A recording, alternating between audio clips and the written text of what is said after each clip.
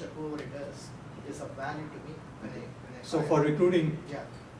So Right the- now, so- right now we are taking a blind decision when we hire. And if you add, there is some. so that's a good suggestion. Let's talk about that. Sure. So your new, Go ahead. so the new users, do they come from universities? How do you get your new users? They just come to the site or? Yeah, great question. About a third of our users come through word of mouth and viral marketing. But the driver that we have is through partnerships. So what we've done is that we've developed a distribution strategy that involves partnering with leading content providers. So for example, MIT is an example of that. If you go to an MIT course, you'll see us in the course. Right? You don't have to come to OpenStudy to use us. We are in the MIT webpage. So those 40,000 people are seeing others, right? They're seeing us. In math, we are partnering with math help providers. Math is a really interesting field.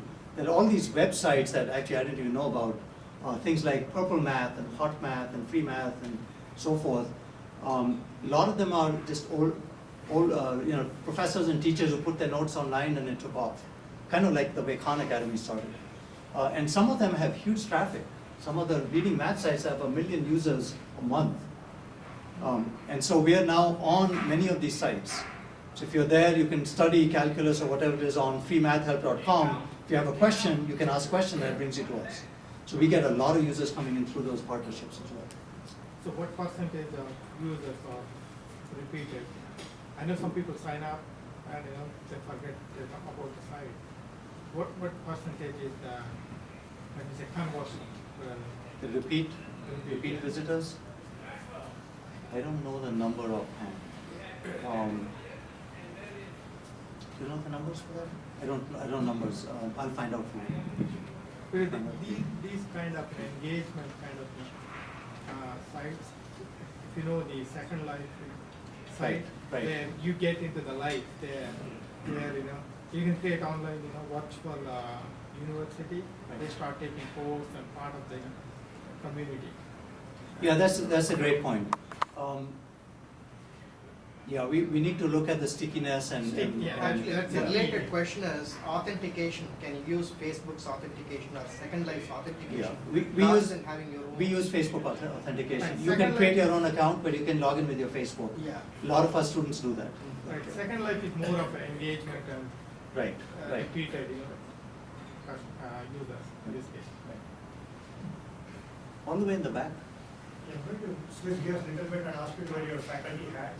Okay. A lot of us here now believe that the next generation believes all the answers are online. I really don't need any rigor or attempts to find the answer myself. So would something like OpenStudy make it faster? Like people just believe I don't need to study, go on OpenStudy and find answers? So the way our site is evolving, it is not evolving as an answer site. If you look at what's happening on the answer sites, Yahoo Answers, of course, is the biggest one. The hottest one is Quora. There's a lot of crap on those sites. A lot of times on Yahoo Answers, especially now, is really going downhill. If you go post a question, someone will post a response saying, I don't know the answer, but come buy something from my website, right? What we found was, one thing you'll notice, and we get a lot of people asking, there's no way to search for an old question or an old answer on our site. We're not about trying to get an answer to a question. If you want an answer that can be looked up somewhere, go look it up on Wikipedia. We're about having somebody explain something to you. So you want to understand Newton's second law, you've looked it up on Wikipedia, you still don't quite get it. I might spend 3 or 4 minutes walking you through it in exchange for a star, right? So, and what we've done is we focus more and more on that real-time interaction and less on getting an answer. And that, I think, is part of what's keeping people engaged. But they've done the Google, they've found the answers, they still don't quite get what they need to get, or they have a particular problem. When you ask me about Newton's second law and then she comes and asks me about Newton's second law, what you're really looking for is something different.